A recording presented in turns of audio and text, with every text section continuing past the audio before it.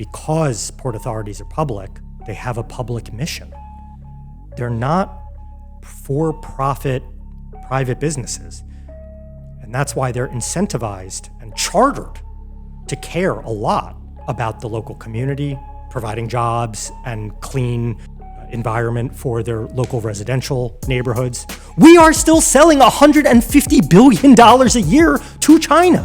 For all of these folks that are like, we should trade less and make more at home, maybe, but just know history and economics say that when trade actually decreases in gross and real terms, it probably means your country's in a depression. I know for a fact deals get done right there at our events. Anyone who is involved in maritime supply chain, intermodal logistics, transportation generally, anyone who cares about international trade, for sure, anyone who wants to be involved in conversations, debate, networking, and doing deals when it comes to shipping, supply chain, freight, intermodal, tourism, cruising in our hemisphere. Those are the people that should attend. Let's roll. So listen, man, welcome Cary Davis, the president of the AAPA, American Association of Port Authorities. How are you, sir? I'm good, Rahmel. It's a privilege to be here with you in my hometown of Philadelphia. Drove up on 95 North this morning. If you're listening to this on your amazing podcast, I'm a fan. I've listened to a bunch of your episodes. Thank you. You don't see that I have an authentic Philadelphia Eagles helmet sitting on the desk here. I asked you if it was okay if I brought some Philly sports paraphernalia up with me. It's actually signed by Brian Mitchell, number 30. He was a kick returner for the Phillies. We were talking about how you and I, big-hearted, but somewhat small. You're a little more muscular than me, but I'm kind of a small guy. Brian Mitchell was low to the ground, squat, but man, was he wide, and he could bounce off guys. He could take hits. So you kind of see where my heart and fandom is with sports. But anyway, it's a privilege to be here in my hometown of Philly with you. Got you, man. Thanks for being here and bringing Brian along with you, man. It's good to see you both. Thank you. Before we get started, I have to first thank you guys for your partnership. I'm really, really excited and thrilled. When you guys reached out to me a couple months ago about joining the AAPA annual convention this year, I was blown away, man. I was like, you know what? This is a really good opportunity because, one, I think that we need to do more things like that where we're connecting the trucking community with the ports. Amen. And, I've been noticing that not only you guys, but the Port of New York and New Jersey, like we're partners with them as well. There's something in the air to where it's like a priority now to start, trying to bridge this gap. Right. And there's obviously been a division. There's been some conflict. It's not the sentiment isn't good. So seeing that you guys are working towards fixing that is really, really cool. And I'm really excited to be a part of that. You might know the background a little bit. I'm what we'd call showing the sausage making a little bit here, the background of how we run our business. But I stepped into the CEO role at AAPA about 2 years ago. After trying to fill the shoes of my mentor and predecessor. And one of the things I said is, let's get fresher, let's have some new ideas. We had a great intern on staff, Hannah. She's probably listening to this right now. And I said, can we get an influencer program going at our annual convention? Like, look at the world of digital media, podcasts, this and that. You have almost 250,000 followers on your YouTube page. Like, you have fans. You have an audience, right? All right, y'all, quick word from our sponsor. Discover the hassle-free trailer leasing experience with Paramount Trailer Leasing, a family-owned business based out of the greater Fort Worth area. With more than 30 years of industry experience, they offer a range of high-quality trailers from flatbeds to dry vans and specialized models designed to meet all of your transportation needs. Enjoy flexible lease terms, competitive rates, and a same-day simple leasing process that requires no credit checks and guarantees trailers with no recap tires. Just fill out an online application, have your lease agreement prepared, receive a call to arrange pickup, sign the agreement, hook up, and get on the road all in one day. Visit ParamountTrailerLeasing.com today, and also you get free breaks for the lifetime of your lease just by mentioning Truck and Hustle. All right, y'all, let's go. of a pulpit. And you were one of the first names that she came up as she was looking for influencers in the transport, supply chain, news space. So this partnership I'm super excited about. We're going to talk about our big annual convention where we bring close to 1,000 port and shipping people together, and you're going to be moderating a panel. Yes, sir. About the intersection of drayage trucking entrepreneurs and industry trends at the ports and where the two intersect. We're thrilled to be a partner with you. Absolutely. So that's Québec City. Correct. October 6th through 8th. Why Québec City of all places? I'm interested. So we're already getting into what is AAPA. Yeah. AAPA is a 115-year-old trade association. We are the meeting place and voice for seaports across the entire Western Hemisphere. So that includes Canada, that includes the United States, that includes Latin America, that includes the Caribbean, that includes even the Pacific Islands, way out in the Pacific. So we have close to 10 fantastic ports in Canada that are members of our trade association. We have 50 some odd ports across Latin America that are members of our trade association. So we are truly a hemispheric organization, and we really like to move our events all around the hemisphere to showcase different localities, showcase different ports. Port folks love going to visit ports. So we're thrilled. I know going to visit port facilities is a priority for you. We're going to go visit the Port of Québec City and go see how they run their operations. We have this silly saying in the industry, but it's super true. If you've seen one port, you've only seen one port. So that's why we really value as an industry going around to see how different people structure their facilities, what types of cargo they're trading in, what types of technologies they're adopting. Those are just some of the reasons we're going to Québec City. On top of that, the USMCA, the U.S.-Mexico-Canada trade agreement, which used to be called NAFTA, then President Trump in his first term renegotiated it and called it USMCA. That's coming up for formal review in 2026. So that's going to be a big topic of conversation when we have all of our hemispheric ports together in Canada, and your listeners will be especially interested in that because I admit, even though we focus on maritime and shipping by sea, about 90% of the USMCA, that is Canada, US, Mexico trade, goes by truck and rail over the road. So really cool topic, I think, for your listeners especially. Okay, I also hear that there's some pretty good golf courses out there in Québec City. Someone let you into the fact that I love golf, dude. I knew that would fire you up a little bit. It's raining here, and I don't ever want to like date anything we're recording, but it's mid-August. It's kind of cool. It's raining, but you better believe the last thing I'll do tonight is get out to the outdoor driving range and practice a little bit. I love golf, and I will find a way to check out some of the golf courses in Quebec. I go to Top Golf every now and then. Love it. That's about it. Do you like Top Golf? My buddy works at Top Golf in Northeast Philly, so don't tell anyone. He sneaks me in for free. But yeah, I love Top Golf. Okay, I hear they're not really doing good as a business though. I don't know. I don't know if that's true. I actually saw like a YouTube video and they were saying like their sales are declining. I watch too much YouTube, but they were saying like since they kind of started, everything was good, but it became kind of like a novelty and people aren't going as much because they go once, they don't go again, and their sales are declining. But that's probably another podcast. Interesting. I know they're headquartered in Texas because I know a woman who was part of the original team down there, and they were going gangbusters when she joined a few years ago. But I gotta say, bear my vulnerability a little bit here. I'm always intimidated with like actual entrepreneurs and business people on shows. You follow these things. I try to follow industry from a super high level. I'm not even sure. Well, I mean, it just gets recommended on my YouTube feed, so I just watch it if it looks interesting. You know what I mean?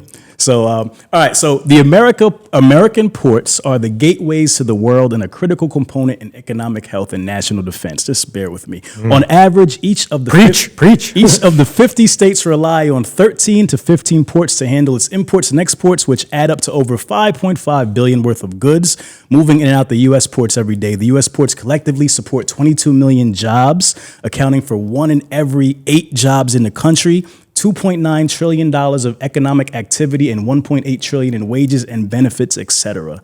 So this is just an extremely critical part of our economy. So this is where I want to start this podcast. Take me through the history of maritime transport. if you will. You're hired, by the way. You just did my job, which is to give those eye-popping gee whiz numbers about how many jobs and how much of our GDP in the United States is supported by what goes in and out of our ports. And I'd also just say, at a very practical and real level, like it's hard to wrap your mind around 1 in every 8 jobs. But we're in your really cool studio here in Northeast Philly, and I can confidently say this to just about any room I walk into. Now, this is a historic building, probably built, I don't know, maybe early 1900s or whatever, but in most any room you walk into in America, you can say 90% of everything around us, on our bodies, and that go in our bodies came through a seaport. That's how dependent on trade we are as a society, and America has always been a global trading superpower. So we should double down on what's made America great. I'm super biased about all that, but I firmly do believe it all. AAPA is one of the oldest business trade associations in Washington, D.C. I'm really proud of that. Heritage, tradition matters a lot to me, to our staff, and to our industry. We were founded by 8 international ports who came together because fires were breaking out on the docks because there weren't very good, or if any, building standards for how these wooden docks should be built back in the early 1900s. So that was the impetus for why these ports came together and said, hey, we should have some engineering and building standards. Fast forward almost 115 years, we actually still work on a lot of the same sorts of things, engineering standards. One thing I'm super passionate about is next-gen building materials that can stand up to more intensive hurricanes and winds and floods, like the sorts of storms that we're seeing nowadays because of climate change. Yeah. So we still work on a bunch of, we do very surface level R&D, but we'll work with actual experts on those sorts of topics to bring the latest and greatest R&D technology, white papers, et cetera, to our industry. But who could have imagined 115 years ago that we'd be working on the sorts of, well, I already mentioned climate change, but technology adoption issues that are taking hold, of course, not just in ports, but across the entire supply chain. Global trade wars, actual wars, and the role that maritime and ports play in supporting our Navy and our allies' navies, cybersecurity standards, and bad actors threatening to take down critical infrastructure such as seaports, banks, hospitals. Those are things we deal with every day. So the only point I'm trying to make here is 115 years later, we still wrestle with a lot of the same issues that the industry was dealing with long ago and banded together to create. But there's so many unforeseen, and this job is so exciting because they're labor force, the modern labor force and labor force shortfalls that we're experiencing with the Great Resignation and the demographics of our society changing very quickly. Yeah. So it's really cool to think about, okay, what are the modern challenges and what are the next challenges of our industry going to be? That's why we have a trade association, to bring all the players together, to talk about these issues, and to advocate for our industry, to tell a very positive, compelling story about the importance of ports in the way our economy runs, in the way we live our daily lives, and to help politicians understand that so that we have the resources to support our businesses the way we need. Got it. And marine transport has changed just fundamentally, since 112 years ago as well, right? Like it started off with like steamships, like correct, and then like we got into like containers, right? Like exactly. If you ever read the book The Box, right, it talks about containerization, and now we're like in this new modern digital world, right, where everything's like digitized and so forth and so on. So I mean, a lot has changed, but still, with all that change, we still have the same problems. Yeah, the box is like one of our Bibles. At least it's the type of thing that I use to, at a very basic level, educate maybe policymakers, or maybe it's just a heartland business owner, a mom and pop shop on Main Street that's relying on a lot of import-export to stock their shelves or sell their goods abroad. And the boxes, I think that author's Levitt. I don't remember his name. I forgot his name, but too. We've had him speak at really? events. Oh, yeah. Okay. Name any book, any one of those great books that kind of boils down why trade is so important to our lives and economy. And we've probably had that author come speak to our industry or come speak on behalf of our industry. But yeah, I mean, you hit the nail directly on the head, which is there have been some major sea changes in the way shipping does business. And we are kind of at that third big revolution. Some people call it a revolution, third big revolution, which is like digitization. And you could kind of add cleaning up our act and finding more sustainable ways of doing business. And decarbonization. There's a big nexus with being able to measure your carbon intensity better through digital tools, and then using that to make decisions about decarbonization and more efficient and sustainable ways of doing business. There's a lot of that happening in our business right now. Wow. Okay, cool. Thank you for that. So this is a business show where we primarily talk about transportation and logistics business models. So with that in mind, I think it's cool if the people watching could understand the business model of the port, right? Because maybe they just look at it as like a government ran type of, like there's other stakeholders that are involved. So can you explain, or as much as you can explain, what is the business model of the ports? How do they make money? What's their interest and what's important to them? There are two themes to key in on if anyone wants to understand how ports are structured / modeled / run. The first is landlord versus operating. Those are basically the two ways that a port can be run. A landlord port, which a repeating guest on your awesome show has mentioned, Blair from Port Authority, New York, New Jersey. She used this term, and I know you keyed into it. I have another metaphor. But the landlord model, the port is like a mall owner. The Port Authority owns the superstructure of the port complex. The buildings, the roads in and out, some aspects of the docks, the waterways in and out of the harbor. The port pretty much owns / oversees all that, but they are really leasing out the day-to-day operations of all those terminals to third parties. The Port Authority serves as a landlord, leases out the operations of the terminals to third parties. Those third parties are called terminal operators or marine terminal operators. That's one model. The other model is the operating model. The port owns and operates all, pretty much, I'm overgeneralizing, the port owns and operates soup to nuts, everything at the port complex. Landlord and operating. About half the ports in the US are landlord, about half the ports in the US are operating.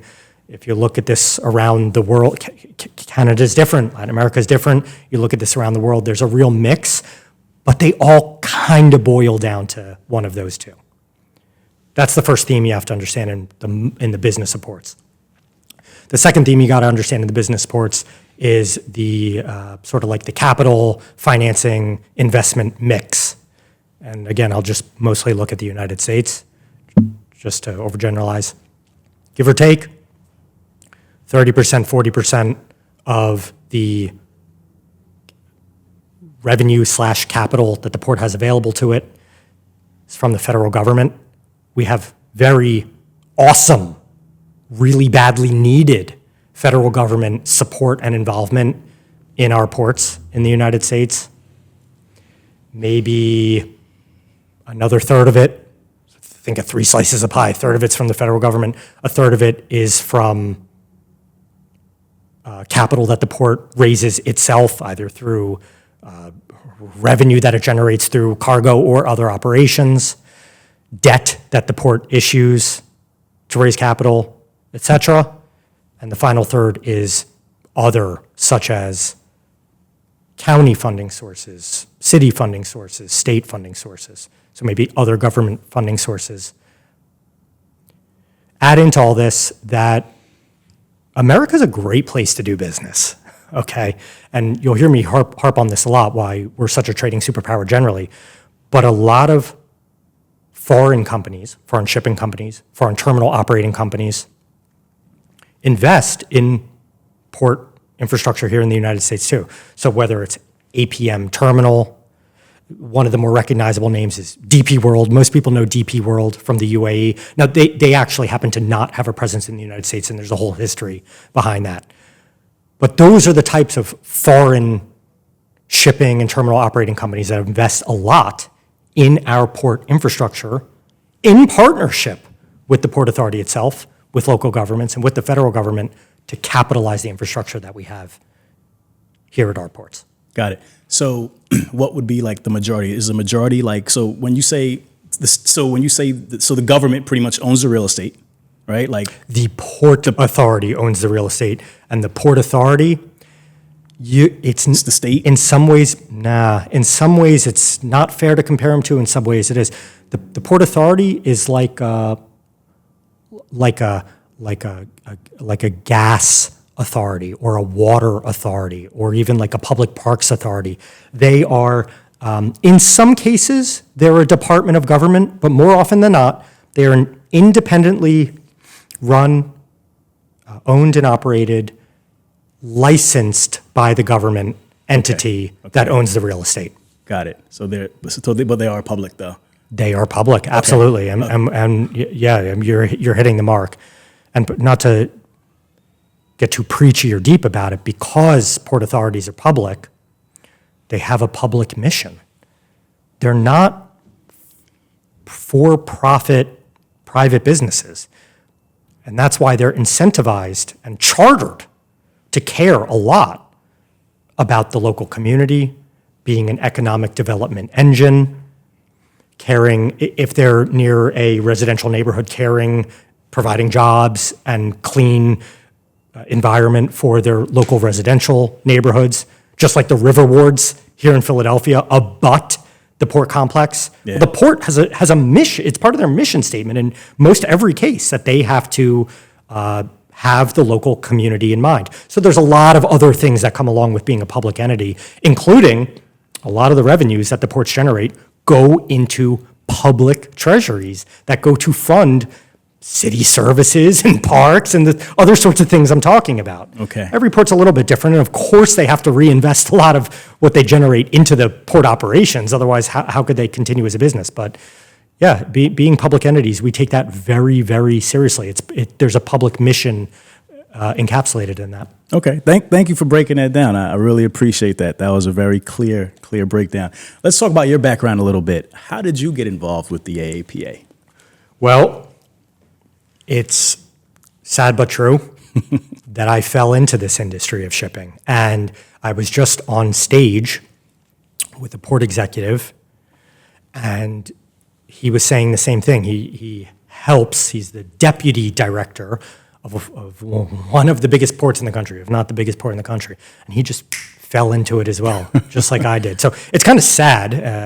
It's kind of sad that so many people who are passionate leaders in the industry fell into it, but I basically fell into it. My career, in a nutshell, started as a lawyer in private practice here in Philadelphia with a longtime Philly firm, Reed Smith, and represented very large conglomerates, many of whom were in international trade and business. So whether it was when I was in private legal practice in Philly or in DC later in my career, worked with companies like, you'll recognize all the names, Estee Lauder, Toyota, Nike, CGM, which is a large shipping company. You get the idea. Large conglomerates that were involved in shipping and trade. While I learned a lot and carry a lot of those lawyering skills with me in my career, I needed to follow my heart. So it was bittersweet, but I left Philadelphia to go to Washington, D.C. to go serve in the government. I worked in the Congress for a congressman. I was working on a lot of homeland security and trade issues. I got the call from a mentor, a Pennsylvania woman who worked very closely with Wilbur Ross. She asked if I would come serve her and Ross in the U.S. Department of Commerce at the International Trade Administration. They help promote U.S. trade. ITA helps U.S. businesses sell abroad, basically. I could not turn that down to serve in the executive branch, so I did that. And then when I left, I was trying to figure out what was next, and I was introduced to a guy. Anyone, I don't know if folks in the trucking industry will know his name, but most everyone in the shipping industry knows his name. Chris Connor. He ran one of the largest shipping companies in the world, Wallenius Wilhelmsen, out of Oslo. And he needed a lawyer and a lobbyist, and I fit the bill. He hired me. He taught me a lot about the industry. He taught me literally how to talk the talk of shipping, and I was able to work my way up in the trade association, AAPA. When Chris retired, I was privileged enough to have the women and men who run the largest ports and sat on our board decide, yeah, Cary's the next one to carry the torch and help represent our industry in Washington. So that's my career in a nutshell. Well, it's interesting. I've noticed a lot of attorneys become trade association executives. Is there any correlation there? What skills do you guys bring to the table that's so unique? I've never thought about it. It's a great observation and a great question. My gut says we're pretty good at identifying and mitigating risk. So a lot of what we do in the trade association is identifying political, policy, market, industry, in our case, international trade risks that our industry is facing in the short, medium, and long term, and helping to position our industry to deal with those. I'm a bit of a worrywart, right? But that's why I'm okay at my job, is I'm thinking about those uncomfortable situations. What if there were a catastrophic event that caused a port to shut down? By the way, this is not an idle thought. This happened this week at the port of Baltimore. We probably saw there was an explosion on a ship carrying coal from Baltimore to East Africa. Yep. And East Africa, I think, definitely the continent of Africa. And it shut down the shipping channel for a few days. The head of the port texted me right away. I was able to work with him. Now, he's one of the most capable, he is a fantastic leader. He didn't need my help for anything, but we were prepared with a contingency plan because the Port of Baltimore shut down a little more than a year ago because of the Key Bridge collapse. So Anyway, part of my job is to think about these disasters and how can we as an industry band together to deal with these things. Look, there are a lot of fantastic leaders in our industry who are smarter than me and have seen more than me. But to get to your question, I think lawyers are pretty good about thinking about and preparing for and mitigating risk. And also being a bit of a shoulder to lean on when business leaders have issues and maybe need some political support or industry-wide support, and just a confidential person who they can talk to about something they're struggling with. They always know that they can trust me to be confidential with things they're struggling for, and I'll connect. So-and-so had this same business issue that you're dealing with. Can I connect the two of you together so that you can have a confidential convo? So I think lawyers are pretty decent at that. I want to introduce to you guys the Truck and Hustle Entrepreneurs Community, a powerful network built for transportation and logistics entrepreneurs by transportation and logistics entrepreneurs who really get it. Whether you're just getting started or looking to build, grow, and scale, TNHEC gives you the roadmap and resources to make it happen. From business planning to real industry connections, expert insights, and a support system that wants to see you win, we've got you covered. Nah, this isn't another Facebook group. This is Truck and Hustle's first ever official community, and it's designed for your success. So, if you're serious about growing your business in transportation and logistics, now is the time. Join the Truck and Hustle Entrepreneurs community today, and let's build something special and amazing together. Let's go.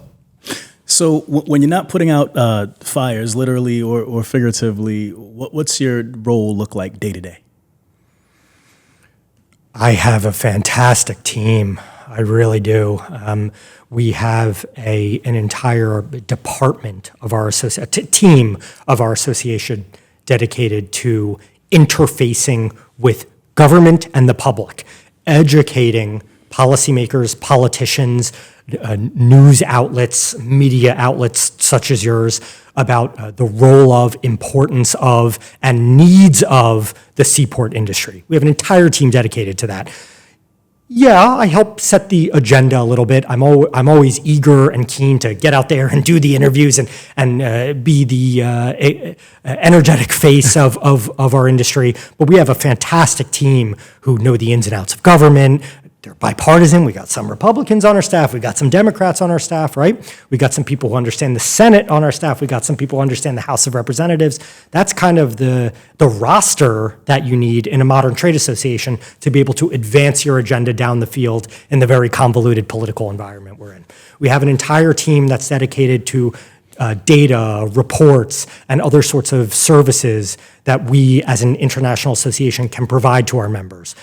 We have the port of Monroe, Michigan, wondering, hey, what's the outlook for grain shipments in the Great Lakes for Canada and the US over the next 3 years? Okay, we got a little team that can crunch some of those numbers and generate a mini report.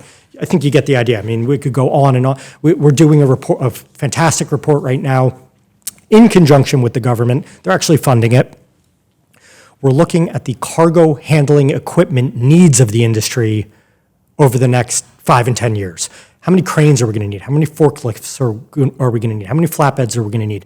How many are going to be electrified? How many are going to be diesel driven, et cetera?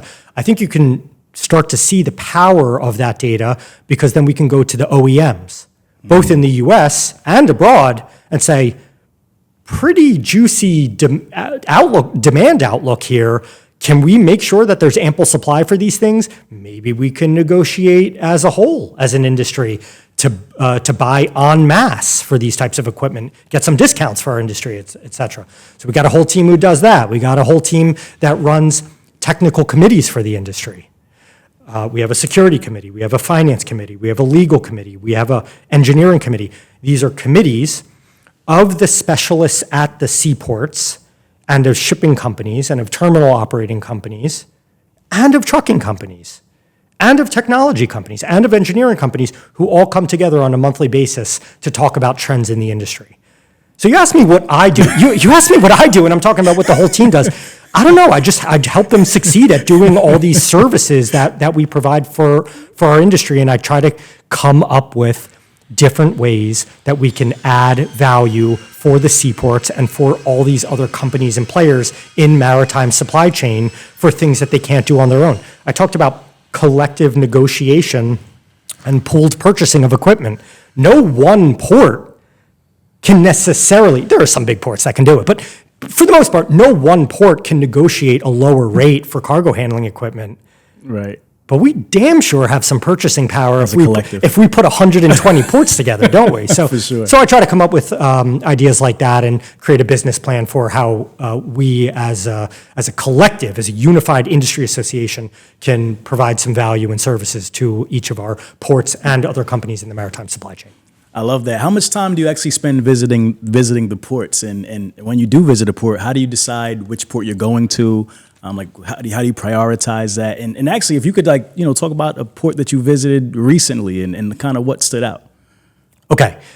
If I did what I want to do, which is go sit down in the offices of the women and men who run the ports every day so I could get a little more of a hands-on, eyeballs-on understanding of what they're dealing with, I'd never be able to do my actual job because they are so welcoming and throw their doors open to most anyone who wants to visit the port facility.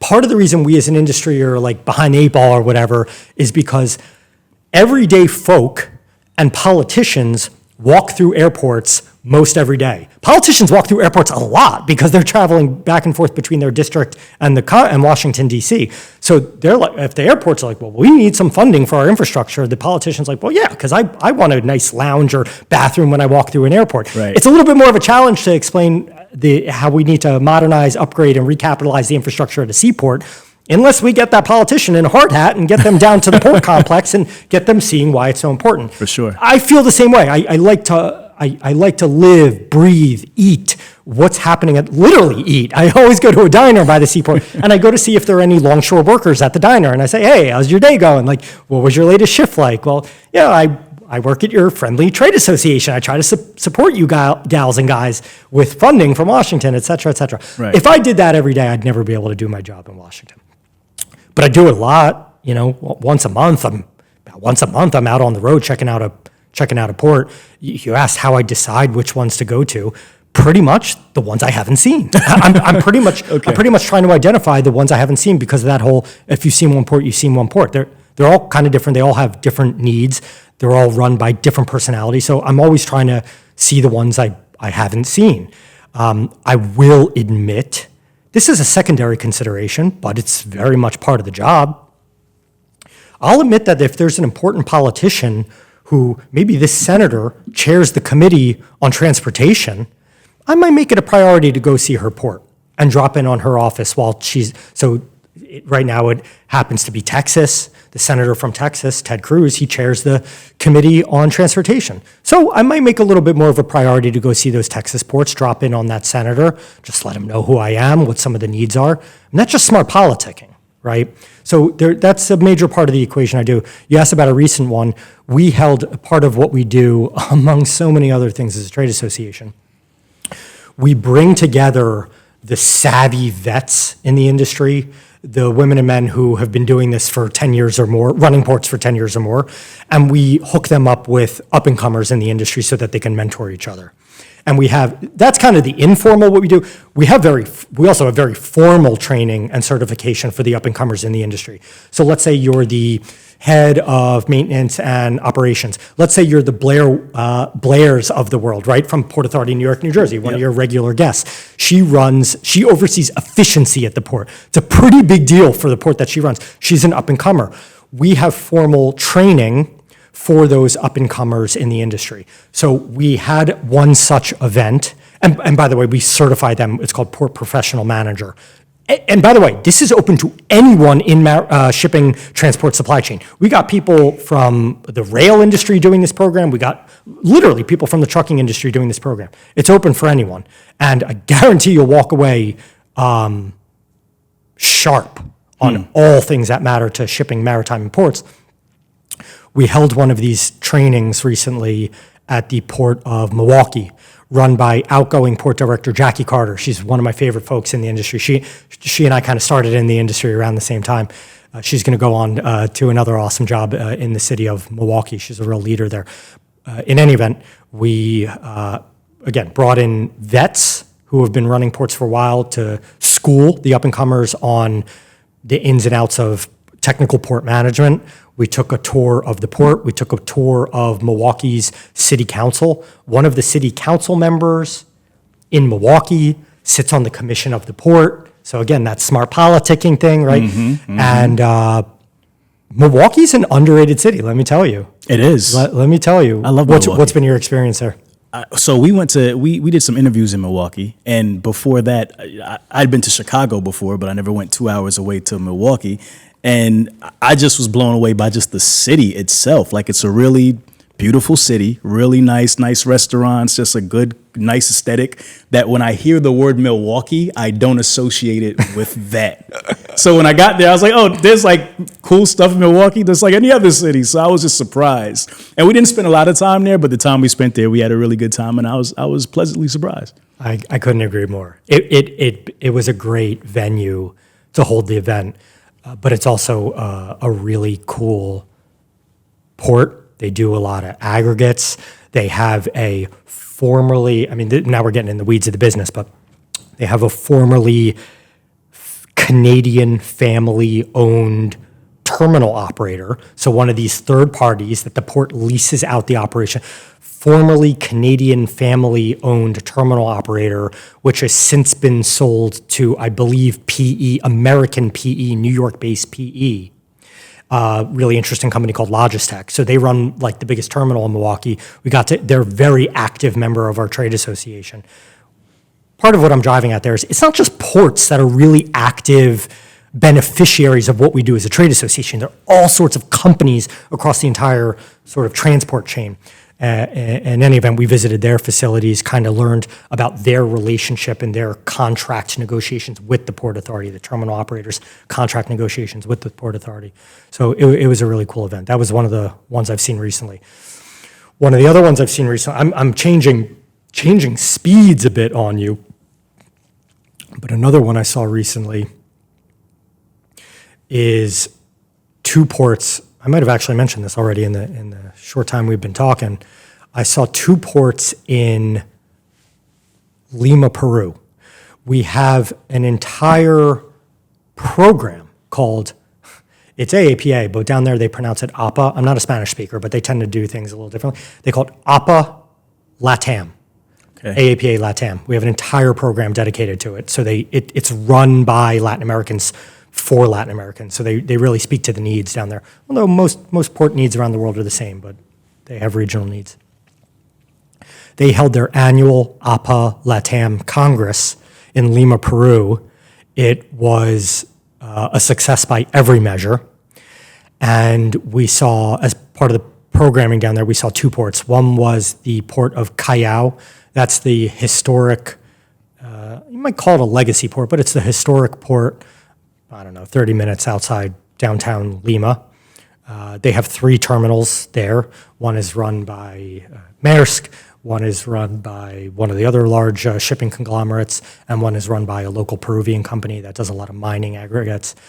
And then we saw the port of Chancay, Peru, which is about 3 hours, not by distance, but by road, because you're going up some windy mountain passes to get to this port. And the Chinese bought and developed a private port outside Lima. They blew up a mountain, built a port, deep draft port, and it's pretty much fully automated. You and I were chatting a little about this in the as we were getting to know each other in the run up to filming this interview, and man, that was kind of mind-boggling. Now, something a lot of people bring up is like, well, why can't more U.S. ports be automated like that? And it's actually it's what do you call it? It's not the rule, it's the exception, a port like that. Because only about 4 terminals at all ports around the world are automated like that. It's still the exception to the rule. But boy, was that eye-opening to see how these ports from scratch are being built. And it was very interesting to learn about the relationship between the Chinese foreign trade interests and how they're working with the Peruvian government and how they're extending the railroad line and how they're trying to build a transcontinental railroad in Latin America to link Brazil to Peru. A lot to unpack there, but that's also one of the recent ports I've seen. In a time when supply chains are shifting, tech is transforming everything, and labor is in flux, where do maritime transportation leaders turn for answers? This October 6th through 8th, the American Association of Port Authorities annual convention and expo lands in Québec City, bringing together over 1,000 top decision makers from ports, logistics service providers, and global trade enablers across the Americas. It's the largest port-focused event in the Western Hemisphere, covering the issues that matter most to your business: end-to-end supply chain strategy, AI and cybersecurity, infrastructure upgrades, labor relations, clean energy, and more. Want to stay ahead of the curve? Meet your next customer? Get in the room with leaders shaping the future of trade and transportation. This is your shot, and because you're a part of the Truck and Hustle community, you can use promo code TNH to save $50 on registration. The link to register today is in the description. Let's move the industry forward together. I love it. You said that just now that a lot of ports have the same challenges. So what are the major challenges right now that the ports are having as a collective that you could speak to? There are a lot, but I because of the mission of AAPA, which is advocating for policies, resources, attention, funding in Washington, D.C., I'll try to stay focused on sort of like the federal policy issues that, that ports are dealing with. I'll try to stay in my lane, if you will. Gotcha. And they basically boil down to funding for infrastructure. I always say politicians actually deserve a round of applause and a pat on the back. I really do. Even though there's fighting, infighting, bickering, name-calling, feuding, gridlock, all these pretty sad things about the state of politics in America, maybe around the world, I don't know, but in America. Politicians are, I mean this in the best way possible. I know this term's not cool anymore, but politicians are woke to how important supply chain infrastructure really is to the trading prowess of the American economy, to international relations, to America's superpower status, and the proof is in the pudding. The bipartisan infrastructure law that the government passed 4 years ago, as well as the Inflation Reduction Act, these are two, have you heard of these? Yeah, Biden's Investing in America. Yeah. That was like the tour that was behind it. Correct, Yep. correct. I would change that ever so slightly to say the bipartisan effort Yeah. to fund America's infrastructure, because there were sizable numbers of Republicans in the House of Representatives and in the U.S. Senate, in part because of our advocacy. There were a lot of transportation groups that were telling Republican legislators, this is so silly, but I always say, the boxes at the port, which you could practically see out your window, might be red, the boxes might be blue, the boxes might be green, the boxes might be purple. But infrastructure is bipartisan, Right. no matter where you're at. Right. There were plenty of Republican members of Congress that voted for the bipartisan infrastructure law. My point is, the bipartisan infrastructure law and the Inflation Reduction Act had about $20 billion US for port infrastructure. That includes on the land side, like the gates, the warehouses, the cargo handling equipment, the roads to and from the port. You get the idea. But also what we'd call the water side infrastructure, the dredging and the navigable channel maintenance to get the vessels in and out safely. $20 billion, generational. I mean, we hadn't seen anything like that for U.S. port infrastructure since we had President Eisenhower post-World War II, when it was a boom time. America was kind of building itself into the modern post-war America. It was fantastic. I mean, Congress really and President Biden really stepped up to the plate to get this done for infrastructure. Well, let's keep the momentum going.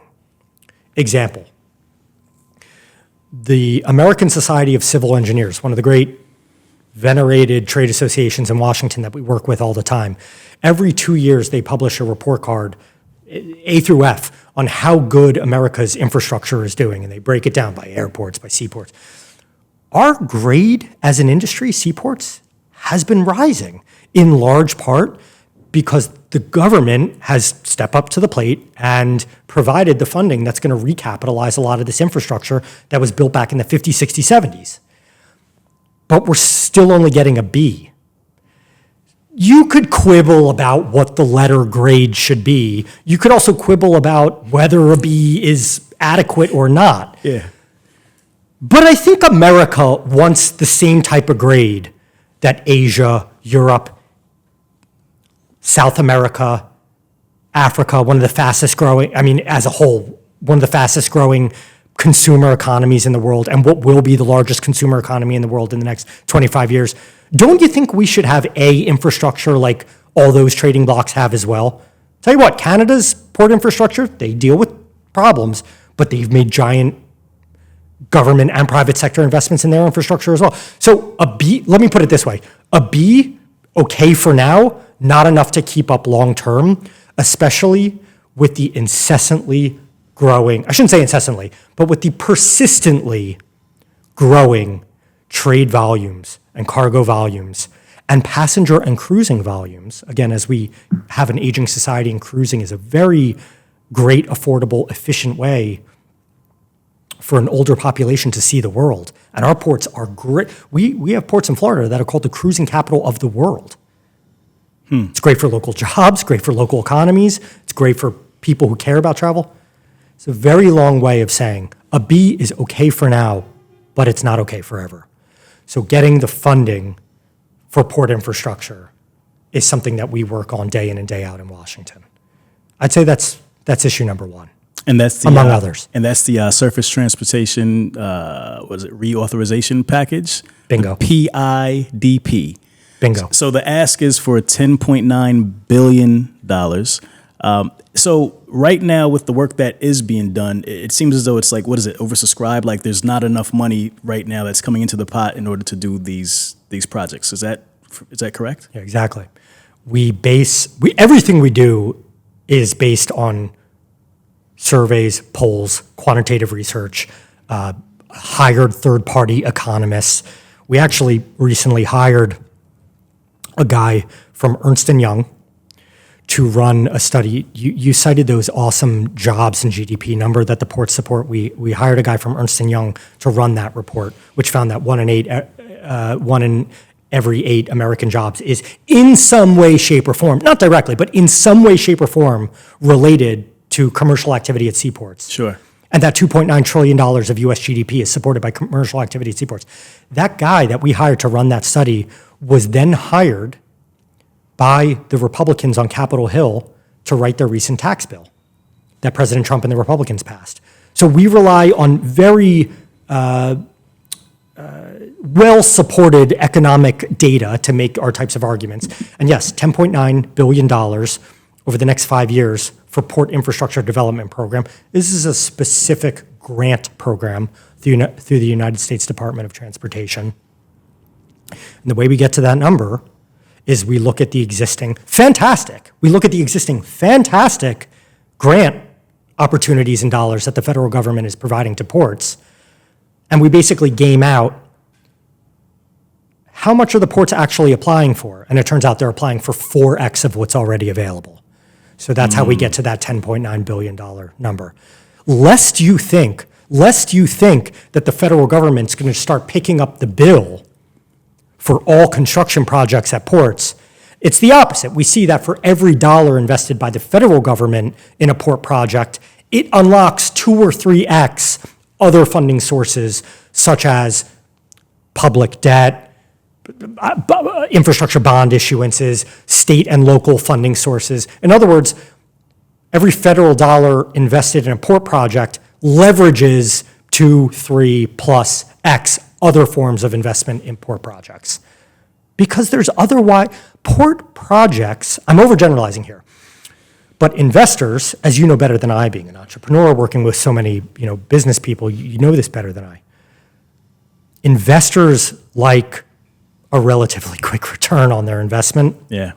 Port projects have a much longer time horizon and amortization of return on investment. So it can be relatively more difficult for port managers, port finance managers, to find sources of funding than, say, I don't know, name your project that'll give you a faster return. So they're actually looking at the ROI on the project. That's what's important to them. It's like what are the priorities? If it's not the port, like what are they prioritizing above the port to not give it the proper funding that's projected or needed? I don't know if that's the right. Can you ask it a different way? So basically, what I'm saying is, if there's a shortage of funding, and we need more money, the government has the money. They find it when they need it. They'll create it. They'll do whatever they need to do. Where's the money going if it's not going to the port? That's what I'm asking.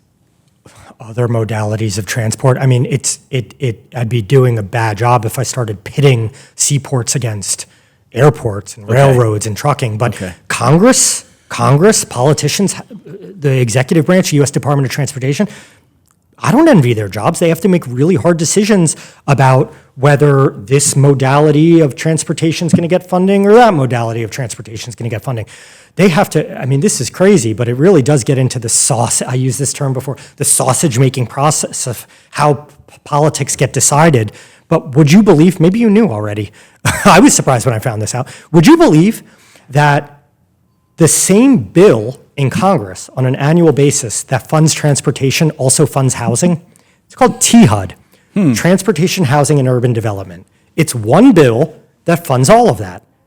So politicians have to decide, is the funding going into the transportation pot this year or in the housing pot this year? I don't envy politicians that have to make those decisions.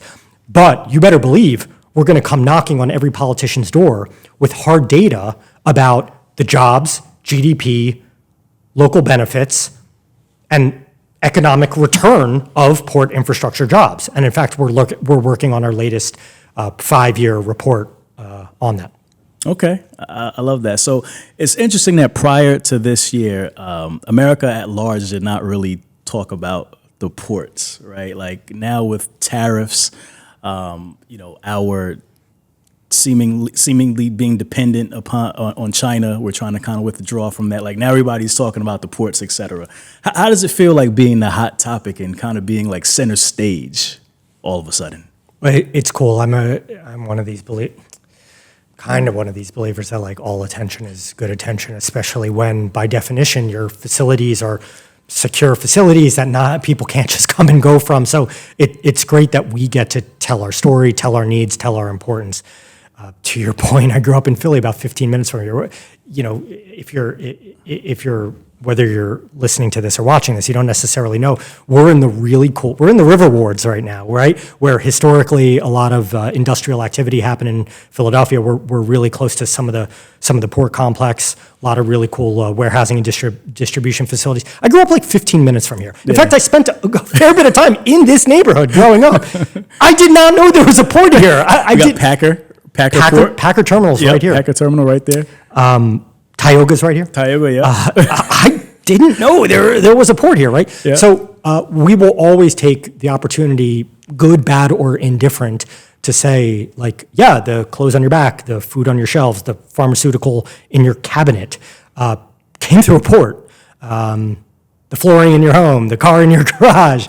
Right. I could get real annoying real fast with all that. I actually looked up where this Brian Mitchell, at the very beginning of the interview, I mentioned this Brian Mitchell helmet. I love looking up where stuff comes from, right? I think it's called Ridgeville, Ohio, but Riddell, however you pronounce this long-time helmet. It's an old company. I don't think they make helmets for the NFL anymore, but it came from Ohio. But that is outside the norm, you know. Look, we still have a lot of great manufacturing in the U.S., especially in the Midwest, Ohio, Pittsburgh, where I lived for a good chunk of my life. We still have a lot of great manufacturing. To your point, though, we've all become both political parties, everyone, very attuned to the fact that we have outsourced manufacturing, of course, not just to China, but if you look at the data right now, this is not going to surprise anyone, especially in transportation. Now that China has Target or whatever, so much of U.S. trade and imports are shifting to other parts of Southeast Asia. Like I saw, like the Malaysia numbers are exploding, the Vietnam numbers are exploding, the Laos numbers are exploding. Of course, the Korea numbers are exploding. So it's not just China, Southeast Asia, all these other places. They're just the big. Who's everybody? Everybody's talking about China, right? Like that's who the target is on. But like you said, it's more than that. Everyone is talking about China. I don't want to. In one very specific instance, I want to talk about dependence on China. I hate that word, but in one very specific instance, I want to talk about it. But otherwise, I don't really buy into that. We import way more than we sell to China. But first and foremost, I remind everyone this. No one seems to realize China is no longer our biggest trading partner. Right. Canada and Mexico as a bloc is our biggest trading partner. Yeah. And your trucking community especially know that because, as we said towards the beginning, 90% is over the road or by rail with Canada and Mexico. So I would think that's a good thing. That's kind of like advancing where this administration and where politicians kind of want to go. Especially if you're a politician from the Great Lakes of the U.S. or from Texas or Florida or Louisiana that do so much trade with Canada and Mexico. Yeah. Canada and Mexico for a long time have been the number one trading partner of just about all those states in the north part of the U.S. and south of the U.S. and southern part of the U.S. So that's point one.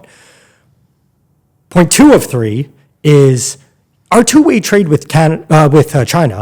I don't know the exact number. Someone's going to fact check me on this or whatever, but let's just say it's $350 billion a year. We are still selling $150 billion a year to China. Right. Whether it's our ag products, our pork, as their consumer middle class grows, they love meat and protein and pork. And you know what that pork feeds on? American soy products. Just to name a couple examples of some of the largest commodities that we sell into China. They are a huge buyer's market for us. So that is good for us. That's good for everyone. Yeah. The third point about dependence, and I got to address this because it comes back to your question of what are the biggest issues that the ports are working on? We realized, we being the federal government, ports, terminals, labor, who have a very strong and important voice at our ports, that a significant percentage of a lot of the cranes and cargo handling equipment being used at our ports was coming from one source in China. Probably, well, first of all, anyone knows you want to diversify your procurement and your sources of supply so you're not dependent. Let me just say, unequivocally, any equipment, ports, cranes, technology, software, people who come and go from the port complex, the ports, in conjunction with the government, take every precaution within reason to make sure that our port facilities are safe and that the equipment we use, no matter where it's from, is checked once, checked twice, rechecked, safe, and okay to use at our port complexes, whether or not it came from China. That said, the government, over time, has been putting in more and more restrictions for where ports and all sorts of, even in the rail sector, where they can get their boxcars from, where ports can get their cranes from. And they're putting in rules called Buy American, where if you're using all these fantastic investment dollars that the federal government's providing, you have to buy cement, chains, cranes, whatever, for your project from American sources, domestic sources. The heart of the problem here is that we haven't made cutting-edge port equipment, such as cranes in the US, in 2 or 3 generations. So we still source some of the best, most modern, reliable equipment from China, while also working in good faith with the US federal government to reshore the manufacture of things like ship-to-shore cranes here in the US, to reduce our dependency abroad, to bring jobs back home, to regain control, however you define that, over our supply chains, just like the US is debating this over semiconductors, pharmaceuticals, weapon systems. The government was working on all sorts of policies to try to bring these supply chains closer to home. We're doing it with cargo handling equipment and ship-to-shore cranes. I would argue it's just as safe, just as efficient, more safe, probably even better for partnership with allies to be able to source these equipment from the Germanys, from the Koreas, from the Italys, from the Canadas, from the Mexicos.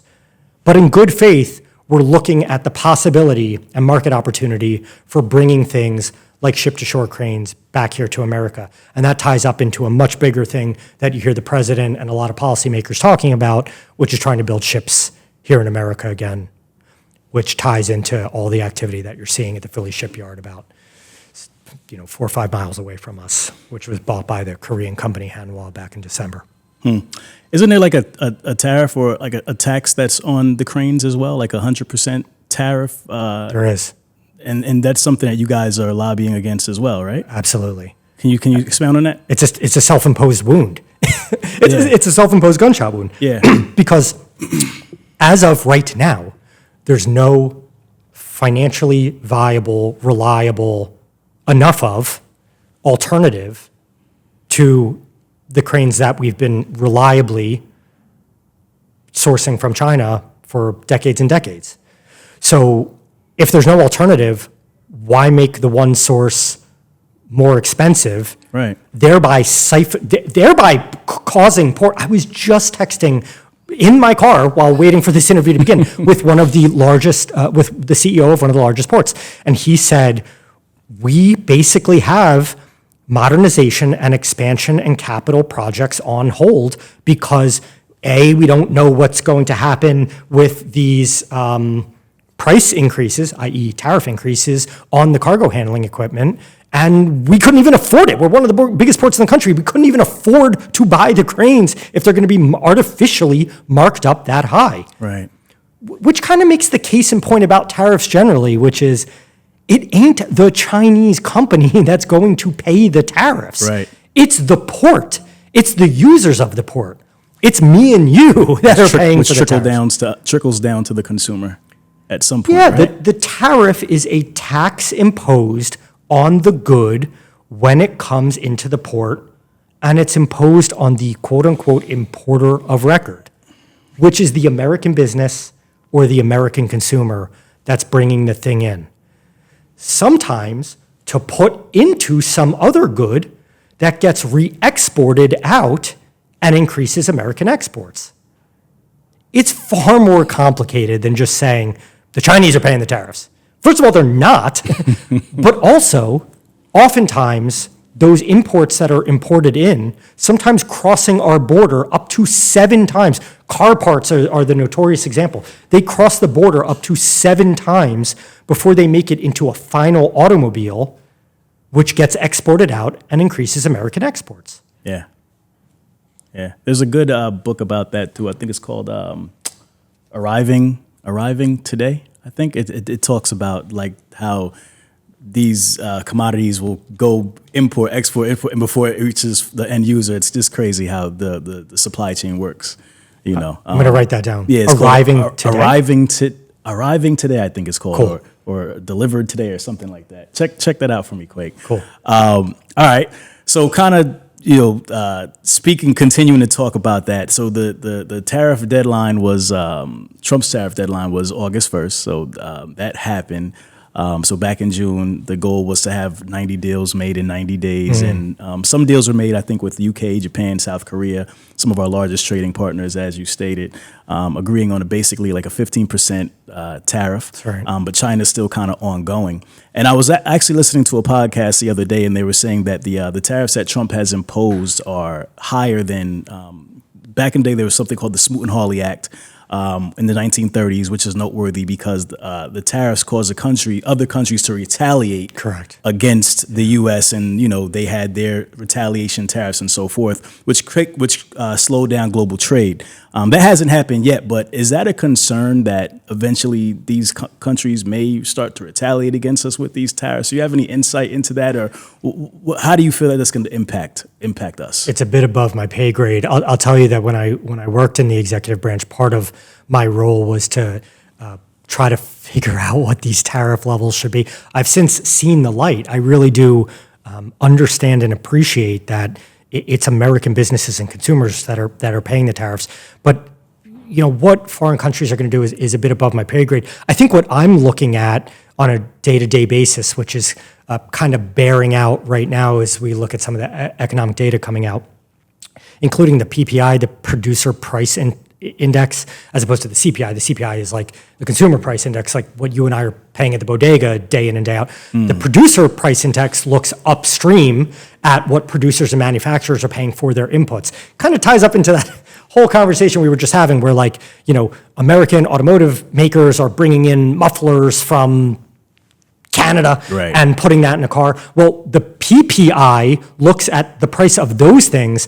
That is jumping up very fast. There's been 3% PPI increase year on year as of a few days ago. So if you use that as your measure of inflation, the lights are blinking yellow. And it's just hard to understand. I'm open to arguments. I don't understand economics that much. I studied it a little bit in college. I really try to follow it. I'm open to arguments that border taxes don't create inflation, especially when we're, a consumer-based society. But I think the roosters or the chickens are coming home where inflation is starting to take hold. That concerns me. That should concern all American businesses. So that's something I'm looking at a little more closely. But yeah, of course, to your point, I don't know what'll happen, if other trading partners that don't want to cut deals with the U.S., like maybe China, want to retaliate, That's, of course, bad for American exporters as well, and we're monitoring that very closely. Love it. How does all this uncertainty, I guess for lack of a better word, affect the decisions? And you were just kind of alluding to this, right? You said you're talking to the CEO of a port. Yeah. How does it affect the decisions that the ports are making today and what they invest in and what they prioritize? Exactly. We, as a trade association, survey the landscape, watch what the president and foreign countries and politicians are doing, try to make predictions about where it's all headed. I've already said I don't necessarily envy the job of politicians who need to decide, you get money, you don't. I don't necessarily envy the jobs that the women and men who run the ports have when they're trying to make capital infrastructure decisions, when they're trying to make decisions about international businesses, whether they're car companies, the Cargills of the world, honestly, trash, refuse, and recyclables. We export a lot of that stuff. There have been some recent deals and big recent deals in recent years where, not to get so specific about it, but we're exporting a lot of our recyclables to China so that they can be reused, reconstituted, melted down, whatever they're doing into new products, and maybe even shipped back here for use. I'm trying to give you a sense of some of these commodity and cargo segment types that the heads of the ports are constantly thinking like, well, this is probably a good market segment to try to develop a terminal to accommodate. We as a trade association, we're just monitoring the landscape, trying to make educated guesses and predictions about where it's all headed so they can make business decisions. To that point, when we're going to be together in Quebec City in early October. October 6th, the first day of the convention, is my birthday, by the way. So Mine is October 2nd. That's why I like you, man. You're a Libra. I am a Libra. Libra gang. All right. Libra. Okay. I don't know if you drink, but your first beer's on me. You're on my birthday. You're in pretty good shape, so I'm not sure you necessarily do. To that point, we're going to have the U.S. ambassador to Canada join us on October 6th on my birthday. I'd love to introduce you to the guy. And we have closed-door conversations with people like that to try to figure out, hey, this is where the U.S. is going. Regardless of what they might be saying publicly, this is where their policy posture and their trading priorities might be going. To that point, we're going to have, so that's a head Trump advisor that we're going to have there. We're going to have a head former Biden advisor there. Her name's Catherine Tai. She's freaking awesome. She and I were, when we both worked in Congress at the same time. She was, we were both working in the House of Representatives, and she was a big wig advising Congress on trade policy and trade deals back in 2017. And lo and behold, she became President Biden's top trade advisor, the United States trade ambassador. And she negotiated trade deals under President Biden and whatnot. She's going to be one of the featured speakers at our convention. So, whether she's going to be on stage or a little time behind closed doors, what are you hearing? What countries do you think we're going to strike some deals with? Are we going to have ridiculous 100% tariffs on cranes driving up inflation for everyone, or do you think the government will come to its senses and eventually settle on a much more reasonable amount of tariffs for the critical equipment that we use at the ports? Speaking of the, I didn't mean to interrupt. Please. Speaking of the cranes, I meant to ask earlier. There's like a tax credit or something that you guys proposed. Can you speak to that as an alternative? Yeah, man. That speaks exactly to the types of advocacy. You might call it realpolitik, just like legit ideas that we try to come to the table with. We don't just ever tell the government, please don't do this because it's really bad for us. Solution-based. Man. Yeah, so we're like, okay, it's a self-inflicted gunshot wound if we were to make these critical equipment unaffordable for all these ports that are trying to expand their capacity and really make American trading prowess and export prowess better.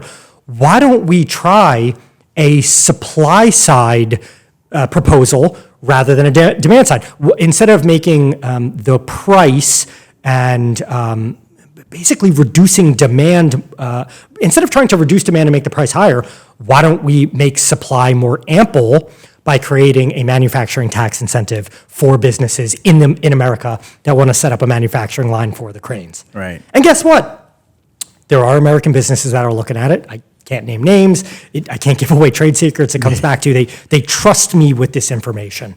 And they also trust me with like, hey, if we had X percent manufacturing incentive from the federal government, we could have manufacturing lines humming within 14 months.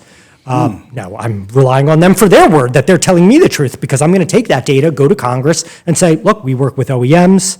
We are offering space available at certain ports for this type of manufacture and or with former shipyards. You get the idea. We're bringing all the players to the table, and Congress introduced a bill to create a manufacturing incentive for ship-to-shore cranes. It's gathering momentum, gathering co-sponsors, and I feel really good that on a bipartisan basis we can get something like this done. And I will just tell you, I have already said, I've said this in a private room, and now I'm saying it publicly for the first time, I will offer out of my own pocket to buy the American flag that will go on top of that ship-to-shore crane. And I'm also saying that we should name the first crane off the line the 4547 after President Trump for getting this done. I love it. And I'd imagine there's not a lot of companies that will be able to do that. I mean, like, There are several. Are there? Yeah. Okay. There are several. And what I was driving at before, I failed to even make my point. There's some American companies. Some of them are legacy equipment and crane manufacturing companies that have gotten rid of or offshored their crane lines and do other sorts of equipment. But a lot of them are domestic companies that are looking to partner with and JV with foreign companies from allied countries that continue to make these things abroad, whether it's Japan, Korea, et cetera. And I was just in a room of a lot of shipping leaders yesterday for lunch, and someone reminded me of a very important point. This comes back to this Hanwha, Korean involvement in shipbuilding conversation. Yep. Someone reminded me of a very important point, which is President Trump and his advisors came out with, it was really cool. We were looking at it very closely for months and months. He came out with an executive order on maritime. It's called like Make American Maritime Great Again or something of that sort. One of the very first sections of that executive order, even though there's a lot of policies and proposals in it to put American shipbuilding and American yards with American hands doing the work with American technology. One of the very first sections of the executive order says, oh, by the way, in partnership with our trusted allies abroad. I've always thought, I don't want to get too far down this road, but I've always thought that even President Trump, who is so big on America First, acknowledges and encourages our allies to invest and share their technology with American companies that are either headquartered, domiciled, have their primary facilities here in America. That is smart business. That is smart deal making. Right. So I think we'll probably see something very similar in the ship-to-shore crane front. Okay, that's very interesting. Love to expound on some of the port priorities, and I'm going to cite you here actually because I did my research and checked out some of your previous interviews. And these are, I'm just going to throw these words out, and I'd love for you just to kind of expound on them, right? Like what's happening in those categories. So the first word I want to talk about is digitization. We mentioned that word earlier. What does it mean to kind of digitize the ports? It probably most means, and it probably most realistically means, port community systems. These are basically digital platforms where we spoke very early in the interview about how about half of ports are landlord ports, and they lease out the operations of the terminals to marine terminal operators. Already you can start to see there are a lot of players, often different corporate or business entities, all working together in a grand symphony at the port complex. So whether it's the landlord port model or the operating port model, Port Community System is a digital platform that can help bring all the players together so they can share information, hopefully in real time, about cargo location, equipment availability, worker availability and location. Then you can start to get more sophisticated. We're expecting these types of conditions at sea and in the harbor, and here's what our model tells us it will mean for arrival time of ships, and here's what that means for pre-positioning of equipment to handle the arrival of the ship. So I'm jumping ahead very fast, but port community systems are digital platforms where as many players as possible, with as many data sets as possible, giving as much visibility as possible into what is happening within the port complex. That is basically the underpinning of digitizing a port complex. I would say our industry is slow to change, slow to adapt, slow to modernize. There are lots of ports that have cracked this. I mean, I've been in the central control room and the ops rooms of a lot of these ports that have these models, and it's jaw-dropping. And you definitely hear from the stakeholders, whether it's the trucking community, whether it's the longshore community, whether it's the shipping community who wants more visibility into where their goods are. They feel like the port is offering a fantastic service. But again, whether it's the landlord model, where it's much harder to bring, make different terminal systems interoperable, to get different players to share data across platforms. We definitely hear that some shippers don't even necessarily need real-time data about where their cargo is. If I'm Florence running my soap shop in Arkansas, and I'm using like the best quality soap from, I don't know where the best quality soap comes from, somewhere in Latin America, the Andes. I don't know much about the soap supply chain. Yeah. But if I'm Florence with a boutique soap shop in Arkansas, I don't necessarily need to know where my bars of soap are on the dock. I just generally need to know when it's getting pretty much to me in Arkansas. So there are different levels of visibility and real-time tracking that businesses need as to where their cargo is. And I think as ports and generally as transportation providers, we're still trying to figure out what the customer ultimately needs. But I come back to it's port community systems. From there, it's kind of like super exciting Wild West sci-fi. I mean, another thing we really see with technology and digitization generally, I'm very curious if this is happening in the trucking space or whether you chat with anyone who's working on it. Digital twinning of port complexes. I mean, it's just, boil it down to, it sounds so complicated. I'm not sure even I fully understand it, but you basically create a digital rendering of everything at the port complex. You can use that for a lot. You can use that to make better, you can use that to make decisions about how to better deploy your equipment. You can use that to make decisions about when to service your equipment. You can use that to make apply modeling to make decisions about the life cycle and useful life of the hard infrastructure at your port. Hey, we see the tiniest cracks form by use of our digital model or digital twin. We see tiny cracks forming in this part of the column. Right. It's about that time that we proactively rehabilitate that facility. I think you get the idea. I mean, people a lot smarter than I can tell you how digital twinning can give you a lot more information. And again, the sort of the what's it called, the holy grail of running a critical infrastructure asset is real-time information. A critical infrastructure asset, especially one that's involved in transportation and supply chain, is real-time information, but digital twinning is another one. And I guess the last part of digitization is just all sorts of other technologies and machine learning based tools to drive more efficiencies, to drive more safety in the way that the ports are run.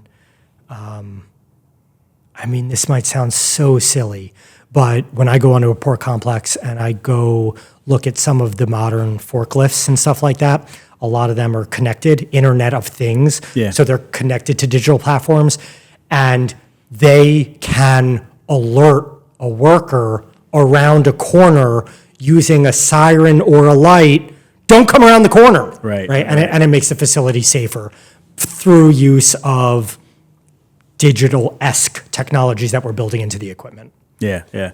I love that. Trade growth. What does trade growth look like for the ports? It's a very positive story to tell, which is that trade is remarkably persistent. The only time we truly see sustained reductions in trade in a block like America and North America is during a depression per se. Right. So for all of these folks that are like, we should trade less and make more at home, maybe, but just know history and economics say that when trade actually decreases in gross and real terms, it probably means your country's in a depression. So just keep that in mind. So whether it's the pandemic is such a good example, but like we're literally locked up. We can't go out and like do things like go to sporting events and go to the mall and stuff like that. And trade exploded for a lot of reasons, which we can talk about or not, but trade exploded. Like, that's really counterintuitive and ironic. But it's a good like case in point for trade is remarkably persistent.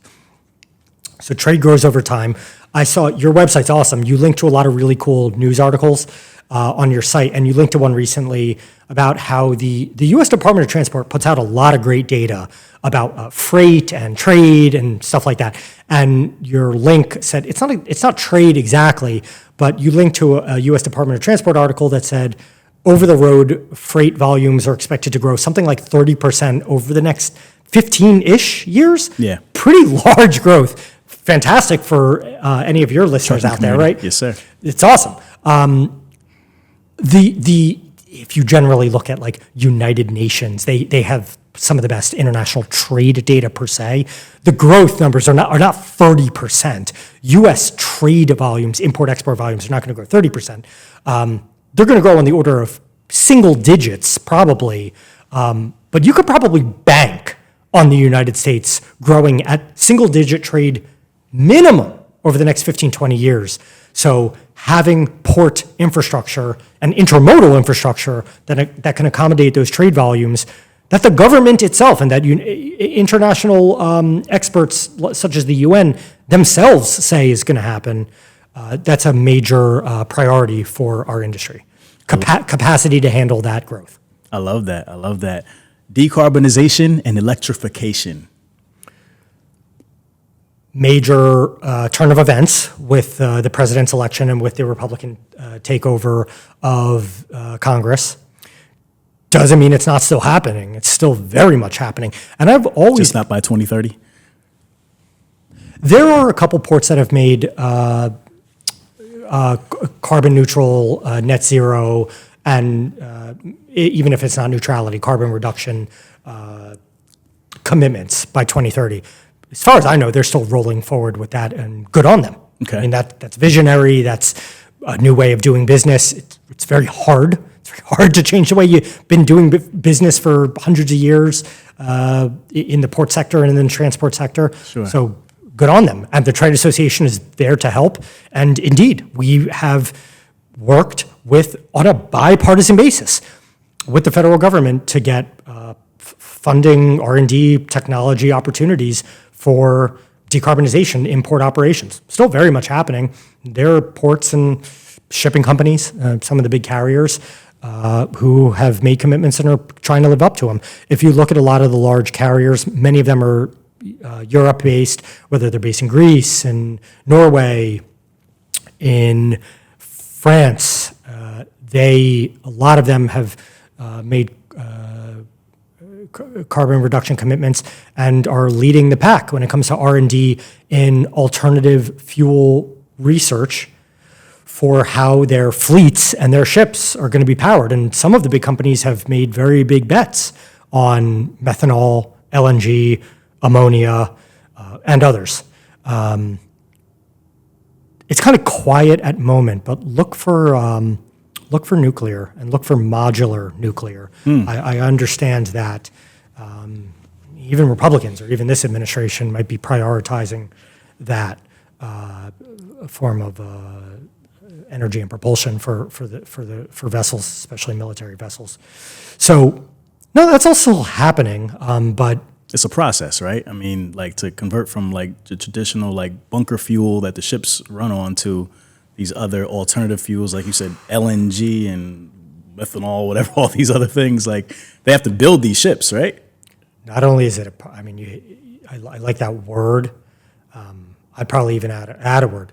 It's a piecemeal process, because you get a lot of like, well, I'm waiting for, because it's like, the ports might be waiting for the carriers to make decisions about their fleets, who might be waiting for the international regulators to make decisions about, if you're listening to this, I'm pointing left and I'm pointing right. The carriers are making decisions about the international regulators on which fuels are going to be taxed / subsidized most heavily, and the international regulators are waiting to look at what the U.S. does, and the U.S. at the moment doesn't want to do anything.